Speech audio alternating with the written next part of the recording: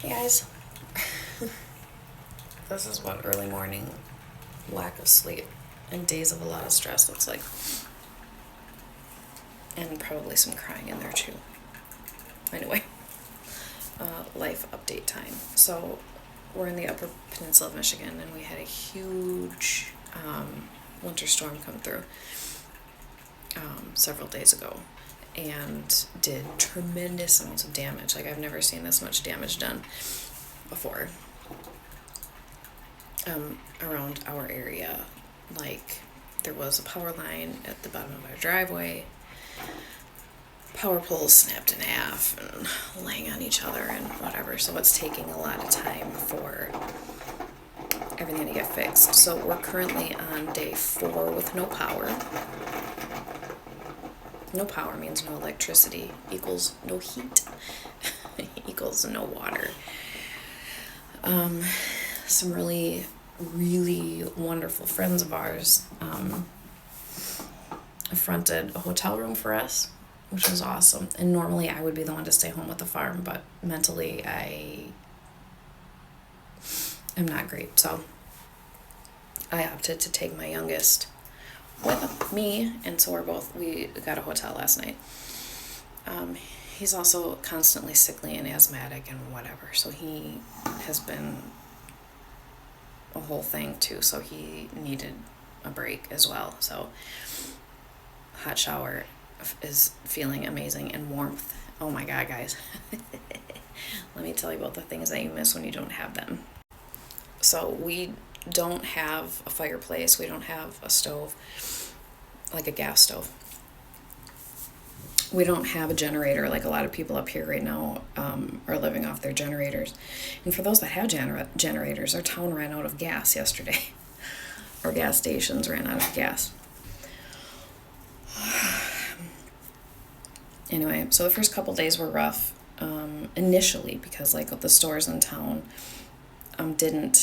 weren't accepting credit cards at all. So it was like people were like, what you had on cash was what you had.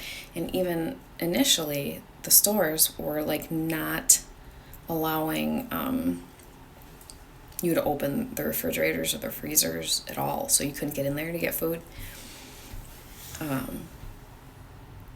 So it was like not panic. It's not like a movie panic, but it was kind of like, oh, wow.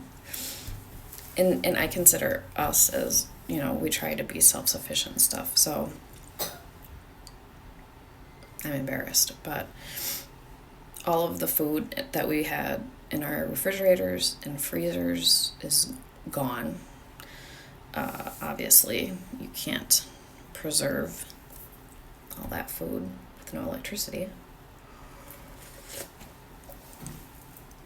And cold in the house. Like everyone, let's sleep in one bed, Little House on the Prairie style, under 6 blankets, and watch our breath all day. And all night you can see your breath.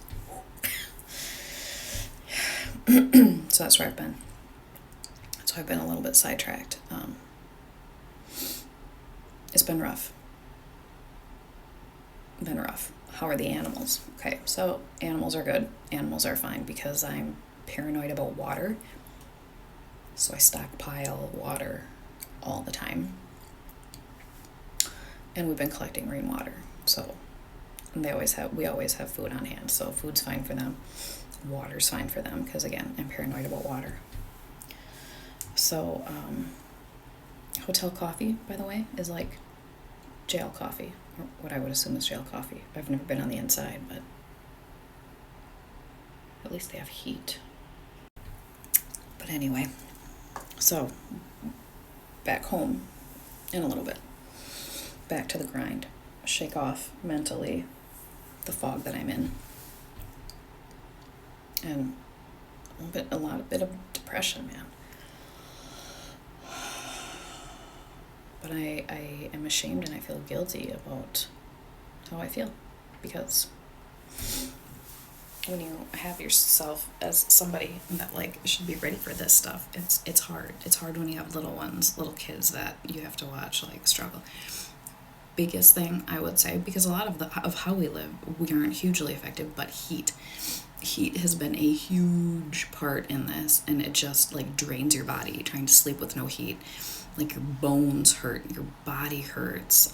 It affects everything when you don't get any sleep. Then I think is probably why I'm so just drained down, is just no sleeping, because worrying and being afraid, and when your house has trees all around it and you're like worried the trees are going to fall on your house because they're falling everywhere and you just hear cracking and snapping.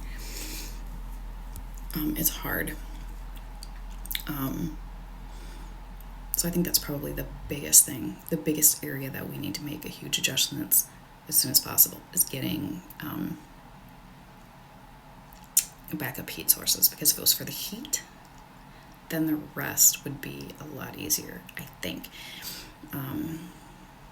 So that's like number one most important, is getting some kind of a backup heat idea, whether it's a little pellet stove in the house, which I hate because I have PTSD around house fires. That'll be a topic for another day.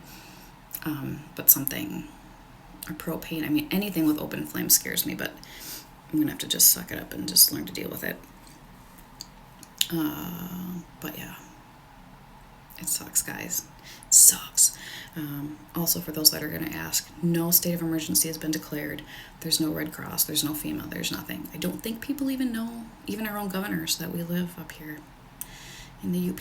I think they just think, oh yeah, I forgot about you guys. I don't know. But this is a hugely widespread storm. Thousands and thousands and thousands of people without power. Like, I think the biggest number I had heard was like 80,000 people without power at one point. I'm not sure anymore.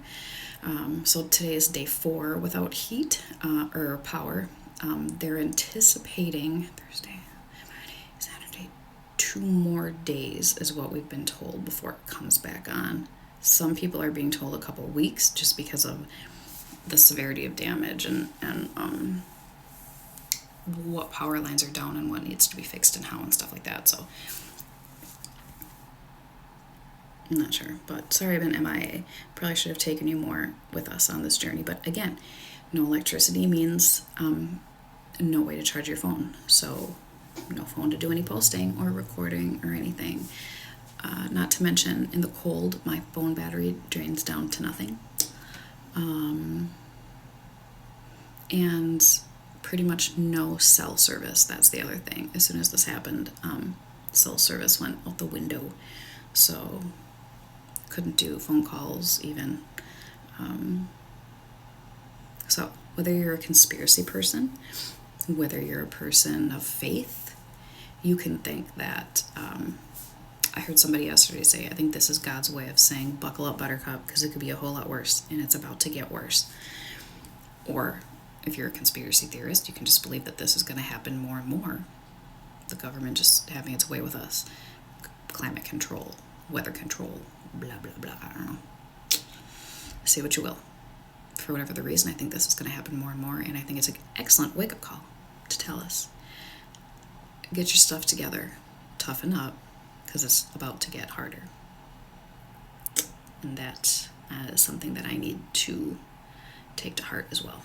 So, see you soon, guys. Oh, also, on the hotel front, when we snagged this hotel room, the only room left in the hotel, of the only hotel that we could find. So, everybody is jumping ship. Everybody's like, it's too dang cold. And it's not like you can even go outside and start a fire, because like the wind was so bad. I mean, it was ridiculous. I need to get my life together here, guys. I'm gonna keep sipping this jail coffee and toughen up a little bit. Think of us though up here in the north, please, because it's bad. And then in the northeast, I have friends who are through the same thing, but with tornadoes. Coincidence?